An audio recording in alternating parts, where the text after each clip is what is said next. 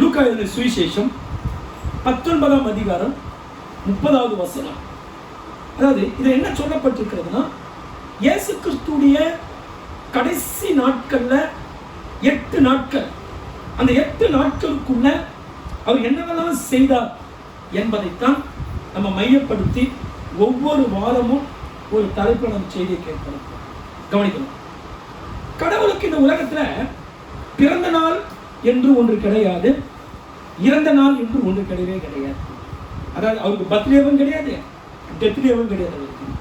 அவர் எப்போதுமே என்றென்றைக்கும் அவர் அழியாமல் ஜீவனோடு கூட அவர் என்ன பண்றாரு, அவர் இருக்கிறார். ஆனால் கடவுள் மனிதனாய் இந்த உலகத்திலே வந்ததினால அவர் பிறக்க வேண்டிய ஒரு சூழ்நிலை. மனிதனுக்குத்தான் பிறப்பு உண்டு, கடவுளுக்கு பிறப்பு கிடையாது. மனிதனுக்குத்தான் இறப்பு உண்டு, ஆனால் கடவுளுக்கு இறப்பு கிடையாது. அப்போ கடவுள் இந்த உலகத்துல மனிதனாய் அவதாரம் எடுத்து அவர் வந்ததினாலே அவர் தாயின் கருவிலே பிறக்க வேண்டிய ஒரு சூழ்நிலை ஏற்பட்டது. பிறந்தவர் ஒரு நாளிலே மரிக்க வேண்டிய ஒரு சூழ்நிலை ஏற்பட்டது. ஆனால் அவர் பிறந்த நாள் முதல் கொண்டு அவர் மரிக்கிற நாள் வரைக்கும் பார்த்தீங்கன்னா ஒரே ஒரு நாட்களை கூட அவர் வீணாக செலவு செய்யவில்லை. எல்லாவற்றையும் நேர்த்தியால் யார் யாருக்கு என்னென்ன கடமைகளை செய்ய வேண்டுமோ அந்தந்த கடமைகளை அவர் தவறாமல் செய்தார். நிறைய பேர் ஊழியத்தில் சில கடமைகளை செஞ்சா குடும்பத்துக்கு செய்ய வேண்டிய கடமைகளை விட்டுருவோம், குடும்பத்துக்கு சில கடமைகளை செஞ்சா ஊழியத்தில் செய்ய வேண்டிய கடமைகளை விட்டுடுவோம். ஆனா இயேசு அப்படி அல்ல. தன் தாய் தகப்பனாருக்கு 30 வயது வரைக்கும் என்னென்ன கடமைகள் எல்லாம் செய்யணுமோ அந்த எல்லா கடமைகள் என்ன பண்ணார், அவர் செய்து முடித்தார். எல்லாம் செய்து முடித்த பின்பு இப்ப 30 வயதுக்கு மேல கவனிக்கணும், இப்ப ஒரு ஊழியத்தின் பாதையில பிதாவுடைய சித்தத்தை அவர் நிறைவேற்ற வேண்டும். 30 வயசுல ஏன் ஊழியம் செய்யாங்க ஒரு மிகப்பெரிய பின்னணி இருக்கிறது. ஏன்னா ராஜாக்களாய் இருக்கக்கூடியவங்க, தீர்க்கதரிசியாய் இருக்கக்கூடியவங்க, ஆசாரியனாய் இருக்கக்கூடியவங்க அந்த 30 வயதுல தான் ஒரு பொறுப்பை அங்கீகரிப்பார்கள். ஆனா தான் இயேசுக்கு 30 வயதுல அவர் என்ன பண்ணாரு, ஞானஸ்தானம் பெற்று ஊழியத்தை ஆரம்பித்தார். நிறைய பேர் ஞானஸ்தானம் எடுத்து 10 வருஷமானவங்களும் சர்ச்சில் விசுவாசியா தான் இருப்பாங்க. என்னுடைய நோக்கமெல்லாம் விசுவாசிகளா யாரும் சர்ச்சில் இருக்கக்கூடாது. நீங்க எல்லாம் சீடர்களாக, ஊழியம் செய்வர்களாக, முதிர்ச்சி பெற்றவர்களாக நீங்கள் இருக்க வேண்டும் என்பதுதான் என்னுடைய விருப்பமும் கூட, கடவுளுடைய சித்தமும் அதுதான். கவனிக்கணும். அப்போ இயேசு கிறிஸ்து தனக்கு பிறந்த நாள் முதல் சாகும் நாள் வரைக்கும் எல்லாவற்றையும் அவர் நேர்த்தியாய் காரியங்களை செய்து கொண்டிருந்தார். ஆனா மனிதர்கள் அப்படி அல்ல. ஒவ்வொரு நாளையும் வீணா செலவு பண்ணி செய்ய வேண்டிய காரியங்களை செய்யாம உல்லாசமா இஷ்டத்திற்கு சுகபோகமாய் என்ன பண்ணுவாங்க. காரணம் ஏன், அவங்க வாழ்க்கையினுடைய சாராம்சத்தை புரிந்து கொள்ளவில்லை. வாழ்க்கையினுடைய சாராம்சத்தை புரிந்து கொள்ளாதவங்க கடமைகளை சரியா செய்ய மாட்டாங்க, குடும்பத்துல கடமைகளை ஒழுங்கா நிர்வாகம் பண்ண மாட்டாங்க. ஏன், அவங்க இந்த வாழ்க்கை தான் என்னன்னே தெரியல, ஊழியம் தான் என்னன்னே தெரியல. அப்படி தெரியாதனாலதான் அவங்களால எந்த ஒரு காரியத்தை என்ன பண்ண செய்வதற்கு முன் வர முடியவில்லை. கவனிக்கணும். இயேசு கிறிஸ்து யூதேயாவிலே ஊழியம் செய்தார் ஒரு குறிப்பிட்ட காலங்கள். அதுக்கப்புறம் கலிலேயாவில் வந்து ஊழியம் ஆரம்பித்தார், சமாரியாவில் ஊழியம் செய்தார். இந்த 3 எல்லைகளிலே ஊழியங்களை செய்து பிரசங்கம் பண்ணினார், அநேகரை குணமாக்கினார், அநேக அற்புதங்களை செய்தார். எல்லாவற்றையும் அவர் செய்திருந்தாலும் கூட இதைவிட ஒரு மிகப்பெரிய ஊழியம் அவருக்கு காத்திருந்தது. அது என்னவென்றால், எந்த நோக்கத்துக்காக இந்த உலகத்தில் மனிதனாய் அவர் பிறந்தார், எந்த நோக்கத்திற்காக பிதாவாகிய கடவுள் இயேசுவாய் இந்த உலகத்திலே அவதரித்தார், மரிப்பதற்காக. நீங்கள் நானும் வாழ்வதற்காகவே பிறந்திருக்கிறோம். ஆனால் இயேசு கிறிஸ்து இந்த உலகத்துல சாக வேண்டும் என்பதற்காகவே, உங்களுக்காக எனக்காக அவர் மரித்து நமக்கு மரணத்தை தடுத்து நிறுத்த வேண்டும் என்பதற்காகவே இயேசு கிறிஸ்து இந்த உலகத்துல என்ன பண்ணாருன்னா, அவர் மனிதனாய் இந்த உலகத்திலே பிறந்தார். அப்படி பிறந்து எல்லா இடத்திலும் ஊழியம் செஞ்சுட்டு கடைசியா அந்த 8 நாட்கள் எருசலேமுக்குள்ளே என்ன பண்றாருன்னா ஊழியர்களை நிறைவேற்றி கொண்டிருக்கிறார். இதெல்லாம் கவனிக்கணும். குறிப்பாய் ஸ்தோத்திரிக்கிற ஏன், ஆனால் பைபிள் இயேசு கிறிஸ்து அடிக்கடி பேசுவார், நான் எருசலேமிலே பாடுபட வேண்டும். மார்க் 8:31, லூக்கா 9:22 21 வரைக்கும், யோவான் 12ஆம் அதிகாரம் 23 நீங்க படிக்கும் போதெல்லாம் எருசலேமிலே நான் பாடுபட்டு எருசலேமிலே நான் மரிக்க வேண்டும் என்பதை அடிக்கடி சொல்லிக் கொண்டே வருகிறார். ஏன்? அது முடிவு எங்க? எருசலேமில் தான் அவருடைய முடிவு. எருசலேமில் தான் சொல்லுங்க. அப்போ அவர் கடவுளுடைய சித்தத்தை நிறைவேற்றுவது மட்டும்தான் அவருடைய நோக்கமா இருந்தது. நிறைய பேருக்கு இந்த கடவுளுடைய சித்தம்னா என்ன அது தெரியவே தெரியாது. ஒரு முறை ஒரு நபரை பார்த்து சர்ச்சைக்கு வாங்கினா கர்த்தருக்கு சித்தமானா சர்ச்சைக்கு வரலாம் அப்படின்னாங்க. அப்ப சர்ச்சைக்கு வர்றது கர்த்தருக்கு சித்தம் இல்லையா? பைபிள் சபை கூடுதலை சிலர் விட்டு விடுகிறது போல நீங்களும். அப்ப சபை வந்து கடவுளால் உண்டு பண்ணப்பட்டது. அந்த சபை கூடுதலை இருக்க வேண்டும் என்று வேதம் சொல்லுகிறது. ஆனால் சர்ச்சைக்கு வாங்க அப்படின்னு சொல்லி கூப்பிட்டா கர்த்தருக்கு சித்தமான சர்ச்சைக்கு வருவேன். அப்ப கர்த்தருக்கு சித்தமான சர்ச்சைக்கு வர மாட்டேன், ஊரை சுத்தி வருவேன். அப்ப ஊரை சுத்துறது கர்த்தருக்கு சித்தம், சர்ச்சைக்கு வந்து கர்த்தருக்கு சித்தம் இல்லையா? அப்போ எது கர்த்தருக்கு சித்தம்? சித்தத்தை குறித்த அறிவே இல்லை. அதான் பவுல் சொல்றார், கர்த்தருடைய சித்தத்தை அறிகிற அறிவிலே வளருங்கள். முதல்ல தெரிஞ்சுக்க எது கர்த்தருக்கு விருப்பம். ஞானஸ்தானம் எடுக்கணும், கர்த்தருக்கு சித்தமான ஞானஸ்தானம். 30 வருஷம் சர்ச்சைக்கு வா, உட்கார்ந்துரு ஞானஸ்தானம். அப்ப கர்த்தருக்கு சித்தமான பைபிள் சொல்லுது, மனம் திரும்பி ஞானஸ்தானம் பெற்றவன் ரட்சிக்கப்படுகிறான். அப்போ தேவனுடைய சித்தம் எதுவெல்லாம் தேவன் விரும்புகிறான் அந்த சித்தத்தை அறிகிற அறிவு நிறைய பேருக்கு இல்லாததுனாலதான் அவங்க எதுக்கு எடுத்தாலும் கர்த்தருக்கு சித்தமான கர்த்தருக்கு சித்தமானு சொல்லி சொல்லக்கூடாத விஷயங்களை அவங்க தப்பு தப்பா சொல்றாங்க. அப்போ எல்லாவற்றையும் செய்த ஆண்டவர் இப்போ எருசலேமிலே ஊழியத்தை ஆரம்பிக்கிறார். அவர் எருசலேமுக்குள் வரும்போது வேதம் சொல்லு, அவர் எருசலேமுக்கு சமீபமாய் சேர்ந்து எருசலேமுக்கு வந்தபோது பெத்பகே அப்படின்னு ஒரு இடத்துக்கு அனுப்புறார். பெத்பகே என்றால் அத்திப்பழங்களின் வீடு, கனியற்ற வீடு என்றெல்லாம் பொருள் இருக்கிறது. கவனிக்கணும். அந்த பெத்பகேக்கு அவர் வந்தபோது ஏற்கனவே நிறைய யூத ஜனங்கள் அந்த எருசலேமில் வந்து காத்து கிடக்கிறார்கள். இந்த மாதிரி எருசலேமில் என்ன பண்ணுவாங்கன்னு சொன்னா, ஒரு பண்டிகை வரும்போதுன்னா சுத்தி இருக்கிற எல்லா மாகாணத்தில் இருக்கிற மக்கள் எல்லாம் ஒரு வாரத்துக்கு முன்னாடியே கிளம்பிடுவாங்க. ஊர்ல இருந்து மனைவி பிள்ளைங்க மூட்டை முடிச்சு எல்லாம் கட்டி எடுத்துக்கிட்டு வழியில சாப்பிட வேண்டிய தின்பண்டங்களை எடுத்துக்கொண்டு எல்லாம் கிளம்பி வந்துடுவாங்க. கிளம்பி வந்து என்ன பண்ணுவாங்கன்னு சொன்னா அங்க காத்திருப்பாங்க. எப்போது அந்த பண்டிகை நாட்கள் வருகிறதோ அந்த பண்டிகை நாட்களுக்கு முன்பாகவே வந்து காத்திருப்பார்கள். கவனிங்க, காத்திருந்த கடவுளை ஆராதிக்கிற அனுபவம் நமக்கு வேண்டும். நேரா வந்து மைக்கு பிடிக்கிற அனுபவம் இருக்கக்கூடாது. நேரா வந்து ஸ்தோத்திரிக்கிற பாட்டை கலந்துக்கிற அனுபவம் இருக்கக்கூடாது. இல்ல நேரா வந்து லேட்டா வந்து உட்கார அனுபவம் நமக்கு இருக்கக்கூடாது. காத்திருந்த கடவுளை ஆராதிக்கிற அனுபவம் நமக்கு வரணும். அவர் பெரியவரா நீ பெரியவரா? யார் யாருக்காக காத்திருக்கணும் சொல்லுங்க. ஒரு முதலமைச்சர் உங்களுக்காக காத்திருக்க விடுவீங்களா? நீங்க யார் பெரியவங்க? நீங்க பெரியவங்களா அவர் பெரியவரா? அப்ப கடவுளுக்காக நீ காத்திருக்கணுமா, உனக்காக அவர் காத்திருப்பாரா? சொல்லுங்க. யாருக்காக யார் காத்திருக்கணும்? அப்ப எவ்வளவு காலம் கடவுளை நம்ம காத்திருக்க வச்சு யோசித்து பாருங்க. எவ்வளவு காலம் கடவுளை நம்ம காத்து வெயிட் பண்ணியான வரேன். 9 மணிக்கு என்னால வர முடியாது, 10 மணி தான் வர முடியாது, என்னால 10:15 தான் வர முடியும். என் டைம் 10:15, நீ வெயிட் பண்ண வரேன். அப்ப நாம பெரியவங்களாயிரும், அவருக்கு சின்னவர் ஆக்கிடுவோம். ஆனால் கடவுளால் நம்மளை பெரியவங்களா மாற்ற முடியல. கடவுள் உங்களை பெரியவங்களாய் மாற்ற வேண்டுமானால் அவருக்கு முன்பாக நீங்கள் சிறுமையாய் நடந்து கொண்டு பெரியவருக்கு ஒரு ஸ்தானத்தில் வைங்க. அப்போது எல்லா இலையிலும் உங்களை இன்னும் பெரியவர்களாய் கர்த்தர் மாற்றுவார். அப்ப ஜனங்க முன்கூட்டியே வந்து காத்துவாங்க. எவ்வளவு தூரம் இருந்தாலும் பண்டிகையில போவோம். எனவே கர்த்தரை ஆராதிக்க வேண்டும் என்ற அந்த தாகம், அந்த வாஞ்சை உள்ளத்துல வந்து விட்டால் தூரம் ஒரு பெரிதல்ல. உடம்பு பலவீனமா இருக்குது, நடக்க முடியாது, அதெல்லாம் ஒரு காரணம் அல்ல. ஆராதிக்க வேண்டும் என்ற எண்ணம் உள்ளத்துல இருந்து விட்டால் போதும். கவனிக்கணும். இப்ப என்ன ஆச்சுன்னா, எல்லாம் எருசலேமுக்கு இயேசு வந்தா, எருசலேமுக்கு இயேசு வரும்போது என்ன பண்றாங்கன்னா, பைபிள் சொல்ற லூக்காவுல ஒருவரும் இதுவரை ஏறி இருக்காத கழுதை குட்டி கட்டி இருக்க காண்பீர்கள் அப்படின்னு சொல்றாரு. மத்தேயுல எழுதி இருக்காது, ஆனா லூக்கால எழுதி இருக்கும். ஒரு காலம் ஒருவரும் உட்கார்ந்து பயணம் செய்யாத கழுதையும் கழுதை குட்டியையும் கட்டி இருக்க காண்பீர்கள். அதை போய் அவிழ்த்து என்கிட்ட என்ன பண்ணுங்க, கொண்டு வாங்க. நல்லா கவனிக்கணும். கழுதை கண்டிப்பா எல்லாரும் உட்கார்ந்து தான் இருப்பாங்க. ஆனா ஆண்டவர் சொல்ல உட்காராத கழுதை, இதுவரைக்கும் ஒரு மனுஷன் உட்கார்ந்து இருக்க கூடாது. அப்போ ஆண்டவர் சொன்னார், தூரத்திலே ஒரு கிராமத்திலே ஒரு கழுதை கட்டி இருக்கும். இது என்ன நமக்கு தெரிய வருதுன்னா, எவ்வளவு தூரத்தில் இருந்தாலும் எந்த நிலைமையில் இருந்தாலும் அது எந்த நிலைமையில் இருக்கிறது என்பதை அறிகிற விசேஷித்த அறிவும் வல்லமையும் ஆண்டவருக்கு இருக்கிறது என்பது அறிந்திருக்கிறது. கிட்ட இருந்தாலும் ஆண்டவரை பார்க்க முடியல, தூரத்தில் இருந்தாலும் கிட்ட இருந்து கஷ்டப்பட்டா தான் ஆண்டவருக்கு தெரியும்.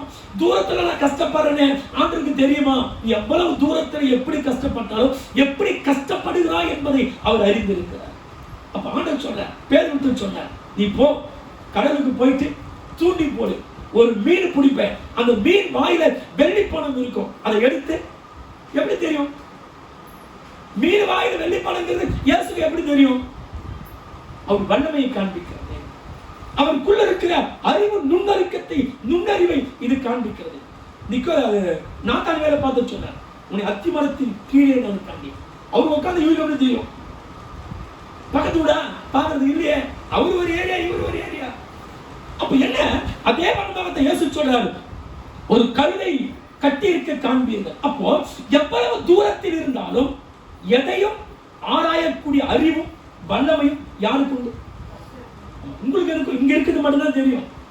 இப்ப வீட்டுல என்ன இருக்குது யாருக்கு தெரியாது. நம்ம வேலை செய்யற இடத்துல இப்ப என்ன பிரச்சனை உங்களுக்கு எனக்கு தெரியாது. நம்ம பக்கத்துல இருக்கிற மனசு எப்படி இருக்குது உங்களுக்கு எனக்கு தெரியாது. ஆனால் கடவுள் எப்பேற்பட்ட தூரமானாலும் எவ்வளவு ஆழமானாலும் அந்த ஆழத்தினுடைய நுணுக்கங்களையும் ரகசியங்களையும் அறிந்தவர் தான் நம்முடைய ஆண்டவராகிய இயேசு கிறிஸ்து. அப்ப இயேசு கிறிஸ்து ஒரு மனிதன் தூரத்தில் இருப்பதையும் அவரால் அறிந்து கொள்ள முடியும். அதான் வேதம் சொல்லுது, மனிதனோ முகத்தை பார்க்கிறான், ஆண்டவரோ உள்ளான இருதயங்களை சோதித்து ஆராய்ந்து பண்றாராம். அவருக்கு மறைவானது ஒன்றுமே இல்ல. உங்க இருதயம் எப்படி இருக்குது எல்லாமே அவருக்கு அவரால நம்மளை சரியா கணிக்க முடிகிறது. ஆனா மனிதனுக்கு நம்ம முகம் மட்டும்தான் தெரியும். நம்ம இருதயம் அவங்களுக்கு தெரியாதனாலதான், நம்ம அவங்க புரிந்து கொள்ள முடியாதனால்தான் நம்மள பேர் நிறைய பேர் தப்பா கணிச்சிருக்காங்க. நம்ம சில நல்லவங்களா இருப்போம், நல்லதை யோசித்திருப்போம், ஆனா தப்பா புரிஞ்சுப்பாங்க. சில தப்பா யோசிச்சிருப்பாங்க, அவங்க போய் நல்லவங்களா புரிஞ்சுப்போம். என்ன காரணம் அப்படின்னு சொன்னா, இருதயத்தை பார்க்கிற சக்தி உனக்கும் எனக்கும் இல்லை என்பதை இது காண்பிக்கிறது. நம்ம கூடவே இருப்பாங்க கணவர், நம்ம இருதயத்தை புரிஞ்சுக்கவங்களால. நம்ம பிள்ளைங்க கூடவே இருப்பாங்க, நம்ம இருதயத்தை புரிஞ்சுக்க அவங்களால முடியாது. ஆனால் யாராலும் புரிந்து கொள்ள முடியாத அந்த இருதயத்தை கடவுள் ஒருவரே ஆழமாக அதை புரிந்து கொள்ளக்கூடியவர். பேச சொல்றார், ஒருவர் ஒரு காலம் பயன்படுத்தாத ஒரு கழுதை ஓட்டி கொண்டு வருங்க. கவனிக்கணும். இப்போ கழுதையும் ஓட்டி கொண்டு வருகிறார்கள், கழுதை குட்டியை ஓட்டி கொண்டு வருகிறார்கள். ஒரு மனுஷன் எப்படி ரெண்டு வாகனத்தின் மேல பயணம் செய்ய முடியும்? கழுதை மேல ஏதாச்சும் ஒண்ணு மேல தான் பண்ண முடியும். ஆனா பதில பாருங்க, ஒரு காலம் ஒருவரும் ஏறிராத சகரியா 9:9 பாத்தீங்கன்னா, அவர் கழுதையின் மேலும் கழுதை குட்டியாகிய மரியின் மேலும் ஏறி வருவார் என்று சொல்லி தீர்க்க தரிசனமாய் சொல்லப்பட்டிருக்கிறது. அப்ப சகரியாவில் சொல்லப்பட்ட அந்த தீர்க்க தரிசனத்தை இங்கே இயேசு நிறைவேற்றுவதற்காகத்தான் இயேசு என்ன பண்றாராம்? கழுதையையும் கழுதை குட்டியையும் கொண்டு வருவார். எப்போதுமே ஆண்டவர் தீர்க்க தரிசனமாய் ஒரு வார்த்தையை சொல்லிவிட்டால் அது 100% அப்படியே நடக்கும். ஒரு இங்க இருக்க உங்க வாழ்க்கையில ஆண்டவர் தீர்க்க தரிசனமாய் சில காரியங்களை பேசியிருப்பாரானால் அது நிச்சயமாய் எவ்வளவு காலதாமதமானாலும் அது அப்படியே நடக்கும். எப்ப தெரியுமா தீர்க்க தரிசனம் பொய்த்து போகும்? ஒரே ஒரு காலத்துல மட்டும்தான். நோவாவுடைய காலத்துல நோவா போய் நினிவே மக்களுக்கு எல்லா ஜனங்களும் 40 நாட்கள மனம் திரும்பினா அழிக்கப்பட்டு போவீங்கன்னு சொன்னாரு. ஆனா ஜனங்கள் எல்லாம் மனம் திரும்பிட்டாங்க.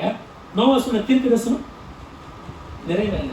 ஏசாயா போய் எசேக்கியாவுக்கு ராஜாவுக்கு சொல்றார், சாரி நினிவேக்கு சொல்றார். நோவா போய் யாருக்கு சொல்றார்? சாரி யோனாவுக்கு போய் சொல்றார். யோனாவுக்கு போய் சொன்ன போது யோனா 40 நாள்ல கவிழ்க்கப்பட்டு என்று சொன்ன போது யோனா வந்து வருத்தப்படுற, நான் போய் திரசமா சொல்லிட்டு வந்துட்டேன், ஆனா சொன்னது என்ன பண்ண ஆனா மாத்திக்கிட்டார்.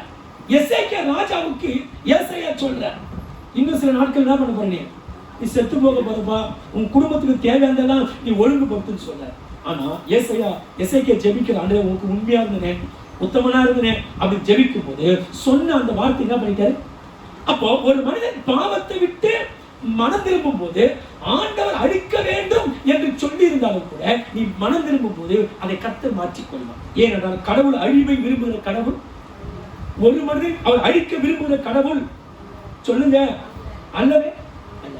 இயேசு கிறிஸ்துவின் பிறப்பு முதல் இறப்பு வரைக்கும் எத்தனையோ தீர்க்க தரிசனங்கள் நிறைவேறி இருக்கு. இயேசு சொன்னபடிதான் உலகத்துல பிறந்தார். நமக்கு ஒரு பாலகன் பிறந்தார், நமக்கு ஒரு குமாரன் கொடுக்கப்பட்டார். 9:6 என்ன சொன்னாரோ அது அப்படியே மத்தேயு 1:21 1 சொல்லப்படுகிறது, இதோ ஒரு கன்னிகையிடத்திலே ஒரு குமாரன் பிறப்பார் என்பது போல பிறந்து இம்மானுவேல் என்று பெயரிட்டார்கள். இயேசு கிறிஸ்து பாடுகளை குறித்து ஏசாயா 53 சொல்லப்பட்டது. இயேசு அப்படியே ஊழியத்தின் காலத்தில் நிறைவேற்றினார்.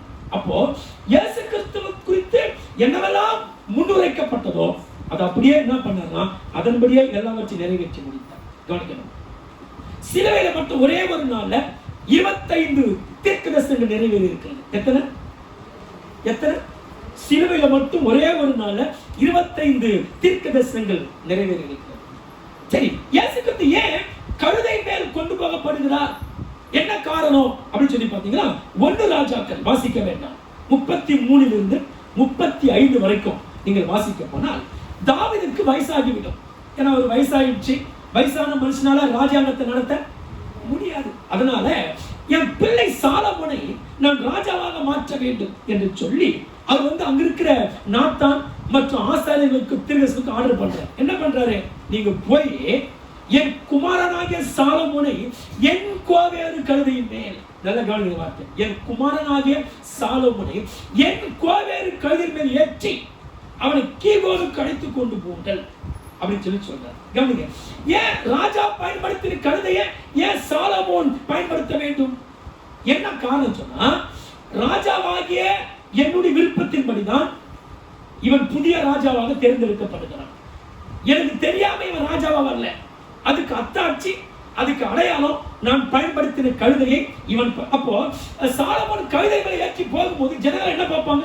அவங்க அப்பா போன அதே கழுதை மேல இவர் தான் இருப்பா. அப்ப அப்பாவுக்கு தெரிஞ்சுதான் இவர் என்ன பண்றாரு? ராஜாவை பதவி ஏற்கிறார் என்பதற்காக தகப்பன் ஏறி இருந்த அதே கழுதை மேலதான் சாலமோனை உட்கார வைத்து என்ன பண்ண கொண்டு போறாங்க. ஏன் கழுதை மேல வச்சு ராஜாவாவதற்கு கொண்டு போன சொன்னா, மக்கள் மத்தியில் கொண்டு போய் புதிதாக ராஜாவாய் பதவி ஏற்கிறவங்களை கொண்டு போய் நகர ஊர்வலத்துல சுத்தி வருவாங்க. ஏன்னா இவர்தான் ராஜா காண்பித்த புதிய ராஜா, இவர்தான் இனிமேல் நாட்டை ஆட்சி செய்ய போறாரு சொல்லி எல்லா மக்களுக்கும் நகர ஊர்வலம் போய் அந்த ராஜாவை காண்பிப்பார்கள். அதே நோக்கத்தோடு தான் இப்ப ஜனங்க என்ன பண்ணாங்க, நமக்கு ராஜா வந்துட்டாரு, இவர்தான் இயேசுதான் ராஜா என்று சொல்லி இயேசுவை கழுதையின் மேல் ஏற்றினார்கள். கவனிங்க, ஆனா வேதம் சொல்றது ஒரு காலம் ஒருவரும் ஏறிடாத கழுதையின் மேல் அவர் ஏறினார். அப்படியே என்ன அர்த்தம்? தாவீதை போல அவன் வயிறே வந்த பிள்ளைதான் சாலமோன் ஆட்சி செய்ய வேண்டும். சாலமோனை போல அவன் வயிற்றிலே பிறந்த ரெகெவேனும் ஆட்சி செய்ய வேண்டும். ஆனால் நான் உலக மனிதனை போல அல்ல, நான் ராஜாதி ராஜா, நான் மனிதனால் நியமிக்கப்பட்ட ராஜா அல்ல, கடவுளால் நியமிக்கப்பட்ட ராஜாடா. நான் சிங்காசனத்துல சேர்ல உட்கார்ற ராஜா அல்ல, மனுஷனுடைய இருதயத்தில் உட்கார்ந்து ஆட்சி செய்கிற ராஜா என்பதை காண்பிக்கத்தான் ஒரு காலம் ஒருவரும் செய்திராத காரியங்கள் இயேசு கிறிஸ்து என்ன பண்றாரு? அந்த நாட்களிலே புதிதாய் ஏறிராத கழுதையின் மேல் என்ன பண்றாரு? இயேசு கிறிஸ்து ஏறி அவர் என்ன பண்றாருன்னு சொன்னா நகர ஊர்வலம்.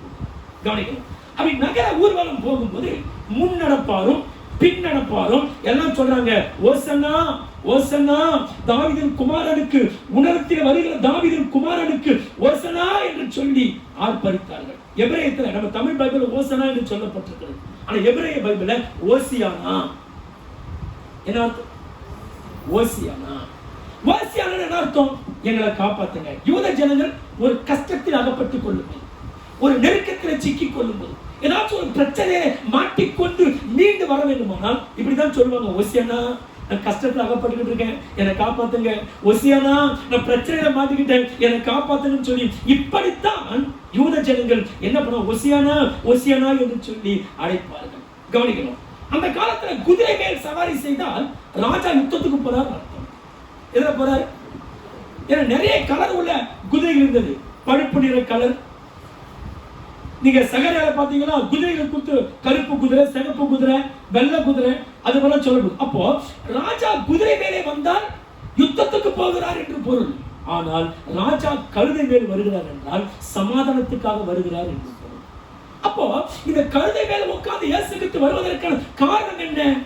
நான் யுத்தம் பண்ண வரலப்பா, கீழ்ப்படியாத, ஏத்துக்காத, மனம் திரும்பாத உங்களோடு நான் யுத்தம் பண்ண வரல, உங்களை அழிக்க வரல, நீங்க எப்படி இருந்தாலும் உங்களுக்கு சமாதானத்தை கொடுக்கிற சமாதான பிரபுவாய் நான் வருகிறேன் என்று சொல்லி இயேசு கிறிஸ்து என்ன பண்றாருன்னா அந்த சமாதானத்துக்குரியவராய் அவர் இந்த உலகத்திலே அவர் கடந்து வருகிறார். பைபிள்ல பாத்தீங்கன்னா இயேசு கிறிஸ்து உலகத்திலே பிறக்கும் போது லூக்கா 2:14 சொல்லப்பட்டிருக்கிறது, உன்னதத்தில் இருக்கிற தேவனுக்கு மகிமையும் பூமியிலே சமாதானமும் மனுஷருமே.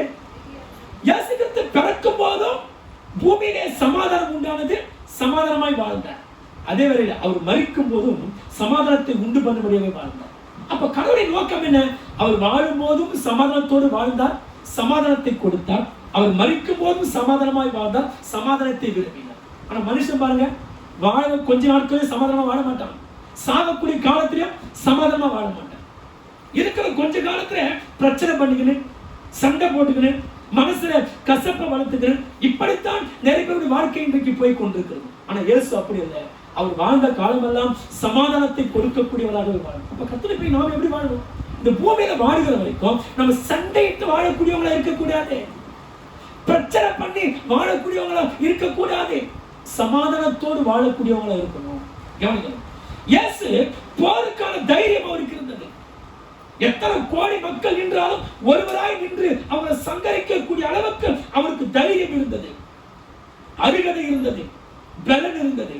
ஆனா எல்லாம் இருந்தாலும் இந்த பலத்தை கொண்டு அவங்க அழிக்க நினைக்கல, மாம்சத்துக்கு ஏதுவான பலத்தை அவர் பயன்படுத்தல, சமாதானத்தை விரும்பி. நான் சொல்றேன், உங்களோட பிரச்சனை பண்ணும்போது பிரச்சனை பண்ணக்கூடிய ஆட்கள் எதிர்க்கக்கூடிய அளவுக்கு உங்களுக்கு பின்பலம் இருக்கலாம், பணபலம் இருக்கலாம், ஆட்கள் பலம் இருக்கலாம், உறவுகள் பலனா இருக்கலாம். ஆனா இதை கொண்டு ஒரு பிரச்சனை நீங்க மேற்கொள்ள கூடாது. அதான் பவுல் சொல்றார், எங்கள் பலன் மாம்சத்திற்கு ஏற்றதாய் இல்லாமல் அரண்களை நிர்மூலமாக்கத்தக்கதாய் நாங்கள் இருக்கிறோம் என்று சொல்கிறார். அப்போ நம்முடைய ஆயுதம் எது? சண்டையிட்டு ஜெயிப்பதல்ல, சண்டையிட்டு பிரச்சனைக்கு தீர்வை காண்பது அல்ல. நமக்கு நம்ம வழி சமாதானம், நம்ம வழி கர்த்தருக்கு பிரியமா இருந்தால் நம்ம சத்துருக்களை கூட ஆண்டவர் சமாதானமாக முடி செய்வார். என்ன பண்ணுவார்? நம்முடைய வழி கடவுளுக்கு பிரியமா இருந்தா நம்ம சத்துருக்களை கூட சமாதானமா. நிறைய பேர் பாருங்க, யாரோட சமாதானமா வாழவே மாட்டாங்க. ஏன்? குடும்பத்தோடு கூட, கணவனோடு, மனைவியோடு, பிள்ளைகளோடு நிறைய பேர் சமாதானமா வாழ மாட்டாங்க. நிறைய பேர் குடும்பத்துக்கு ஒரு மாதிரி இருப்பாங்க, ஊருக்கு ஒரு மாதிரி இருப்பாங்க. ஊர்ல நல்லவனு பேர் எடுத்துருவாங்க, ஆனா குடும்பத்துல நல்லவனு பேர் எடுக்கணும். நான் சொல்ல அடிக்கடி சொல்லுவேன், ஒரு கணவனுக்கு நல்ல சாட்சி மனைவிடத்தில் இருக்க வேண்டும், ஒரு மனைவிக்கு நல்ல சாட்சி கட்டிய கணவன் சாட்சி கொடுக்கணும். கவனிக்கணும். அப்போ நிறைய பேர் வந்து குடும்பத்தோடு கூடவே ஒருத்தருக்கு என்ன பண்ண மாட்டாங்கன்னா சமாதானமாய் வாழ மாட்டாங்க. மற்றவங்களை புரிஞ்சுப்பாங்க, ஆனா தான் மனைவி பிள்ளைகளை புரிஞ்சுக்க அவங்களால முடியாது. மற்றவங்களோட சமாதானமா வாழ்ந்துருவாங்க, ஆனா தான் குடும்பத்தோடு அவங்களோடு சமாதானமாய் வாழ முடியாது. பைபிள் சொல்லுங்க, உன் சகோதரன் பேரில் உனக்கு ஒரு குறை இருந்து நீ அவனோடு ஒப்புரவாகாம நீ எவ்வளவுதான் காணிக்கை போட்டாலும் உன் காணிக்கை ஏற்புடையதல்ல, ஏற்புடையது. அப்போ நம்ம எவ்வளவு கடவுளுக்கு கொடுக்கிறோம் அது முக்கியம் அல்ல, எப்படி வாழ்ந்துட்டு கொடுக்குறேன் அதான் முக்கியம். நிறைய பாருங்க, வீட்டுல எல்லாம் சண்டை போட்டு வந்து சர்ச்சில் காணிக்கை போடுவாங்க, ஒத்துக்கு வீட்டுல பேசவே மாட்டாங்க, மனைவியா கூட புருஷன் பேச மாட்டாரு, பிள்ளைகளா கூட பேச மாட்டாங்க, ஒருத்தவங்க பேச மாட்டாங்க. ஆனா திருவிருந்து எடுக்கும். எந்த தைரியத்தில் திருவிருந்து எடுக்கிறோம்? பைபிள் சொல்லி இப்படி திருவிருந்து எடுக்கிறது அபாத்திரமானது. இப்படி திருவிருந்து எடுக்கிறது சொல்லுங்க, திருவிருந்து எடுக்கிறது. அப்ப திருவிருந்து எடுக்கணும் எப்படி எடுக்கணும்? நீ யாரோடு கூட கசப்பு தன்மை வளர்த்து கொண்டு திருவிருந்து எடுக்க கூடாது. மனைவியா கூட பேசணும், பிள்ளைகளா கூட பேசணும். இப்பேற்பட்ட காரியம் இருந்தாதான் நம்ம ஜெபம் கேட்கப்படும், நம்ம கொடுத்த காணிக்கைக்கு பலன் கிடைக்கும், நம்ம திருவிருந்து நமக்கு நலனா இருக்கும். இல்லைன்னா நம்ம எவ்வளவு கொடுத்தாலும் எவ்வளவு ஜெபித்தாலும் கசப்போடு சண்டையோடு சமாதானம் இல்லாமல் செய்கிற எந்த காரியமும் நமக்கு நன்மைக்கு எதுவா இருக்கவே. ஏன் நிறைய பேர் சமாதானமா ஆக மாட்டேன்றாங்க? அவங்க உள்ளத்துல மற்றவங்களை குறித்து கோபம் இருக்கிறது. உதாரணம் சொல்றேன், இப்ப எனக்கு என் மனைவி மேல கோபமா இருந்தா நான் சமாதானமா வாழ என்னால முடியாது. என் மனைவி மேல எனக்கு எரிச்சல் இருந்தா என் மனைவி கிட்ட சமாதானமா வாழ என்னால. அப்ப நிறைய பேர் சமாதானமா ஏன் வாழ முடியல? அந்த நபர் மீது உங்களுக்கு இருக்கிற கோபத்தை காட்டுகிறது. எப்போ அது மேல இருக்கிற கோபமும் எரிச்சல் என்னை விட்டு நீங்குகிறதோ அப்போதுதான் அந்த நபரோடு நம்ம சமாதானமாய் வாழணும். இயேசு சொன்னார், சூரியன் அஸ்தமிக்கிறதுக்கு முன்னாடியே உங்கள் எரிச்சல், உங்கள் கோபம் உங்களுக்கு என்ன பண்ணிடும்? அப்போ கோபம் இருக்கலாம், ஒரு நபர் மேல நமக்கு எரிச்சல் இருக்கலாம். எது வரைக்கும்? காலையில சூரியன் உதிச்சு காலையில சூரியன் மறைஞ்சது பாருங்க, அது வரைக்கும் உங்களுக்கு டைம். அதுக்கப்புறம் இன்னொரு நாளைக்கு அந்த கோபம், இன்னொரு நாளைக்கு அந்த எரிச்சல் உன்னை பின்தொடர்ந்து வரக்கூடாது. அப்போ ஆண்டுடைய வார்த்தைக்கு செவி கொடுக்காம நம்ம எவ்வளவுதான் காணிக்கை போட்டாலும், எவ்வளவுதான் நீங்க ஊழியத்துல பங்கெடுத்தாலும், எவ்வளவுதான் நீங்க ஜெபித்தாலும் உங்க ஜெபம் கேட்கப்படுறதே கேட்கப்படும்.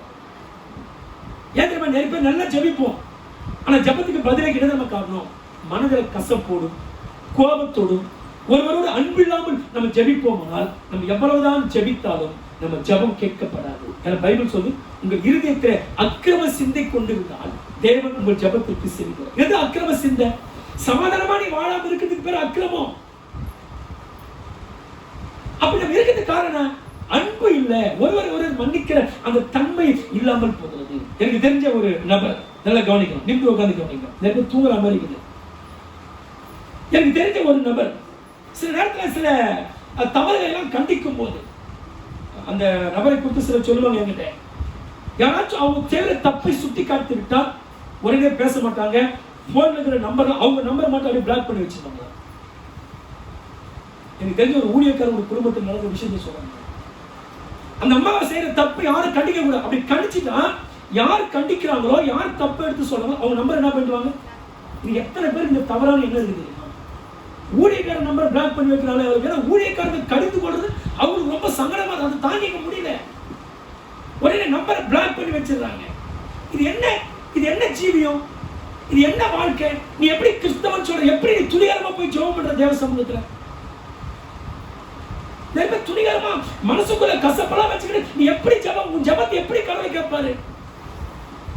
மனசுல அதான் ஒருத்தன் வந்து ஜெபம் பண்ணான், ஆண்டவரே பாவியா இருக்கிற என்னுடைய கிருபையா இருமாண்டவர். உன் பாவத்தை முதல்ல சொல்றான். பாவத்தை அறிக்கை பண்ணி ஜெபித்தனுடைய ஜெபம் தான் கேட்கப்பட்டது.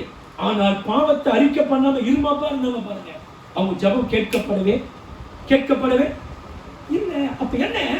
சமாதானமாய் நாம் ஒருவருக்கு வாழ வேண்டும். ஏனென்றால் இயேசு கிறிஸ்து சமாதான பிரபுவாய் இந்த உலகத்தில் வருகிறார். கழுதை மேல் உட்கார்ந்து சமாதானம் கொடுக்கக்கூடியவராய் உலகத்தில் இருக்கிறார். அப்படி போகும்போது பைபிள் சொல்லி வஸ்திரங்களை எல்லாம் என்ன பண்ணாங்களாம்? விரித்தார்கள். வஸ்திரங்களை வழியிலே விரித்தார்கள். என்ன பண்ணாங்களா? வஸ்திரங்களை வழியிலே விரித்தது எதற்கு அடையாளம் அப்படின்னு சொன்னா, நாங்கள் ராஜாவாகிய உமக்கு நாங்கள் அடிமைகளாய் இருக்கிறோம் என்பதை அடையாளப்படுத்தினார்கள். இரண்டாவதாக மரக்கிளைகளை வெட்டி கீழே பரப்பினார்கள். மரக்கிளைகளை வெட்டுவது எதற்கு அடையாளம்?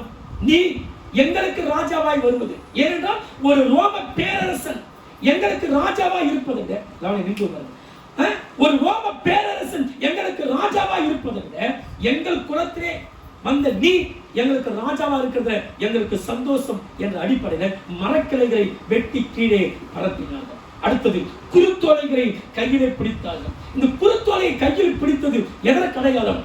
நம்பிக்கை அடையாளம். என்ன நம்பிக்கை? நீ ராஜாவாய் வந்துவிட்டு இனிமேல் இந்த அடிமைத்தனத்திலிருந்து, இந்த ரோம ராஜ்யத்திலிருந்து எங்களை மீட்டெடுப்பீங்க, அந்த நம்பிக்கை எங்களுக்கு இருக்கிறது என்பதற்கு அடையாளமாக குருத்தோலைகளை கையிலே பிடித்துக் கொண்டார்கள். இப்படி குருத்தோலை கையில் பிடித்து சொன்னாங்க, உன்னதத்திலே வருகிற தாவீதின் குமாரனுக்கு ஓசனா என்று சொல்லி என்ன பண்ணாங்கன்னா ஆர்ப்பரிக்க ஆரம்பித்தார். ஏன் தாவீது பேர் சொல்றாங்க? தாவீது கடவுள் இதயத்திற்கு ஏற்றவன். எப்படி தாவீது 40 ஆண்டுகள் யுத்தம் பண்ணி மக்களுடைய பிரச்சனைக்கெல்லாம் தீர்வை காண்பித்தாரோ அதே வண்ணமாய் தாவீதுடைய சந்ததியிலே வருகிற இவரும் எங்களுக்கு என்ன பண்ணுவாரு? எங்களுக்காக தாவீது எப்படி ஒரு காரியத்தை ஏற்படுத்தினாரோ அதே போல இவரும் எங்களை நேசிப்பார், இவரும் எங்களை காப்பாற்றுவார் என்ற அடிப்படையில் தான் அவங்க சொல்றாங்க. தெரிவிக்கிறோம், தாவீதின் குமாரனுக்கு ஓசனா என்று சொல்லி வேதம் சொல்லு, கர்த்தரின் நாமத்தினால் வருகிறவர் ஆசீர்வதிக்கப்பட்டவர். தாவீதின் குமாரனுக்கு ஓசனா என்று சொல்லி கடவுளை ஆராதித்தார்கள். கடவுள் உயர்த்தாத ஒரு மனிதனை எந்த மனிதன் உயர்த்த முடியும்? கடவுள் உங்களை ஆஸ்வதிக்கிறனா வேற எந்த மனுஷன் உங்களை ஆஸ்வதிச்சு? கடவுள் உங்களை காப்பாற்றாத பட்சத்தில் எந்த மனிதனும் உங்களை காப்பாற்றி விட முடியாது. அப்படி ஜனங்க சொல்றாங்க, கர்த்தரை நாமத்தினாலதான் எங்களுக்கு விடுதலை வரும், கர்த்தரை நாமத்தினாலதான் எங்களுக்கு ரட்சிப்பு வரும், கர்த்தர் அனுப்பி வைத்த இந்த மெசியாவாலதான் எங்களுக்கு மீட்பு வரும் என்று சொல்லி கர்த்தரை நாமத்தினாலே வருகிறவர் ஆசீர்வதிக்கப்பட்டவர் என்று சொன்னார். இதைத்தான் யாக்கோபு 1:17 சொல்லி, நன்மையான எந்த ஈவும் பூரணமான எந்த வரமும் பரத்திலிருந்து உண்டாகி சோதிகளின் பிதாவிடத்திலிருந்து இறங்கி வருகிறது. அப்ப இயேசு கிறிஸ்து முதல் முறை எருசலேமுக்குள்ளே போகிறார். எந்த நோக்கத்தோடு போறார்? சமாதானம் கொடுக்கக்கூடியவராய். அப்ப நம்முடைய கடவுள் யார்? சமாதானத்தை கொடுக்க வந்த கடவுள். அப்போ அவர் சமாதானத்தை கொடுக்கிறவராய் இருக்கும் போது நம்ம மட்டும் ஏன் சமாதானம் இல்லாமல் வாழ்ந்துகிட்டு இருக்கோம்? கர்த்தருடைய பிள்ளைங்க ஒருவருக்கு ஒரு சமாதானமா வாழ வேண்டும். சமாதானம் இல்லாத குடும்பத்துல கடவுள் வாசம் பண்ண முடியாது. உங்க இருதயத்திலே சமாதானம் இல்லை என்றால் உங்கள் இருதயங்களுக்குள்ளே சொத்திருக்கிறோம் கர்த்தருடைய உணர்வை உங்களால் உணர்ந்து கொள்ள முடியாது. அதனால பூமியில் வாழ்கிற வரைக்கும் ஒருவருக்கு ஒரு சண்டையிடாம, ஒருவரை ஒருவர் மன்னித்து, தாய் தகப்பன் பிள்ளைகள் கணவன் மனைவி உறவுகள் திருச்சபை எல்லாரும் சமாதானமாய் வாழுங்கள். சண்டையிட்டு வாழாதீங்க. ஏன்னா வாழப்படுறது கொஞ்ச காலம். கணவன் மனைவி பிள்ளைங்க என்ற உறவு கொஞ்ச காலம் தான். அதனால கொஞ்ச கால வாழ்க்கையில கடவுள் சமாதானமா இருக்கிறதுனால அவர் ஆராதிக்கிற நீ நானும் எப்படிதான் இருக்கணும். என் கடவுள் சமாதான பிரபு. ஆனா நான் மட்டும் சண்டை போற ஆளா, நான் மட்டும் கோச்சிக்கிற ஆளா இருந்தா அல்ல. நம்ம கடவுளுடைய பிள்ளைங்க என்பதை பாட்டு பாடி அல்ல, ஜெபம் பண்ணி அல்ல, நம்முடைய கிரியைகளினாலதான் நான் காண்பிக்க வேண்டும். நீங்க இயேசுடைய பிள்ளைகளா இல்ல பிசாசுடைய பிள்ளைகளா என்பதை அவங்க கிரியைனாலதான் காட்ட வேண்டும் என்று யோவானிலே 1 யோவான்ல யோவான் இப்படியா எழுதுகிறார். அப்பொழுது ஆண்டவர் முதல் முறை எருசலேமுக்குள்ள போகும்போது எப்படி போறாரு? எந்த நோக்கத்தோட போறாரு? ஆமா, சமாதானம் தான் அவர் இருதயம் முழுக்க நிறைஞ்சு கிடக்குது. சமாதானம் தான் அவர் சிந்தை முழுக்க நிரம்பி. அப்ப நாம கூட எப்போதுமே சமாதானமாய் வாழ வேண்டும் என்ற உறவு தான், அந்த எண்ணம் தான் நமக்கு இருக்கிற. நீங்க யாரோட சண்டை போட்டு யாரோடு பேசுறாங்க, யாருக்கு விரோதமாக ஸ்தோத்திரிக்க நீங்க மாம்சீக பலத்தை காண்பித்துக் கொண்டிருந்தால் தயவு கூர்ந்து இந்த செய்தியை கேட்கிற நீங்க ஒருவருக்கு ஒரு சமாதானமாய் ஆகுங்கள். அவங்க குறைகளை மன்னித்து விடுங்க, அவங்க குற்றங்களை மன்னித்து விடுங்க. நீங்க அவங்களுக்கு மன்னிச்சாதான் உங்கள் தவறுகளை கூட ஆண்டவர் உங்களுக்கு மன்னிப்பார். நீங்க மற்றவங்களை மன்னிக்கலன்னா உங்கள் தவறுகளை ஆண்டவர் சொல்லுங்க. நான் சொன்ன அந்த சகோதரி இதுவரைக்கும் யார் அவங்களை கண்டிச்சாலும் உடனே அவங்க நம்பரை பிளாக் லிஸ்ட்ல போட்டுருவாங்க. அது மாதிரி சுபாவத்தில் ரொம்ப தப்பான இன்னும் குழந்தையா இருக்காங்கன்னு அர்த்தம். இன்னும் கடவுளுடைய அன்பு அவங்களுக்குள்ள சொல்லுங்க. கடவுளுடைய அன்பு இருந்தால் எந்த அநியாயத்தையும் நாம் சகித்துக் கொள்வோம். கடவுளுடைய அன்பு இருந்தால் எந்த மனிதனோடும் நாம் சமாதானமாய் வாழ்வோம். சண்டையிட்டு நாம் வாழ மாட்டோம். அதனால இயேசு கிறிஸ்து சமாதான பிரபுவாய் வாழ்ந்தார். நாமும் என்ன பண்ணுங்க? அதனால ஒருவருக்கு எப்படி இருங்க. ஒரு விஷயம் யோசித்து பாருங்க. நீங்க மற்றவங்களோட சமாதானமா வாழ்ந்துட்டீங்களா? யோசித்து பாருங்க. உங்க குடும்பத்தோடு, மனைவிமார்கள் உங்கள் புருஷனோடு, சகோதரர்கள் உங்களுடைய மனைவி பிள்ளைகளோடு நீங்க சமாதானமா இருக்க முடியுதா? நீ சமாதானமா இல்லாம சமாதான பிரபு நீ பொய்யா ஆராதிக்க உட்கார்ந்துறியா? எவ்வளவு வேதனையா கர்த்தர் வேதனை போடுவார் யோசித்து பாருங்க. சமாதானமா இருங்க. அப்படி நீங்க சமாதானமா இருந்து விட்டால் உங்கள் வாழ்க்கையிலும் மிகப்பெரிய சமாதானத்தை கர்த்தர் கொடுப்பார். என்ன தலைப்பிட செய்தி கேட்டோம்? இயேசுவின் கடைசி கால பூமிக்குரிய கடைசி நாட்கள். அதனால அத முதல்ல ஞாயிற்றுக்கிழமை சம்பவத்தை பார்த்தோம். அடுத்த ஞாயிற்றுக்கிழமை திங்கட்கிழமை அவர் என்ன செய்தார் என்ற ஆலயத்தை சுத்திகரிக்கிற அடுத்த கட்டத்தில் அவர் ஈடுபடுவதை குறித்து அடுத்த வாரம் திருவிழா என்ன பண்ணலாம் நம்ம செய்தி கேட்கலாம். எல்லாம் எழுதி இருக்கலாமா? எல்லா கண்களை மூடுவோம்.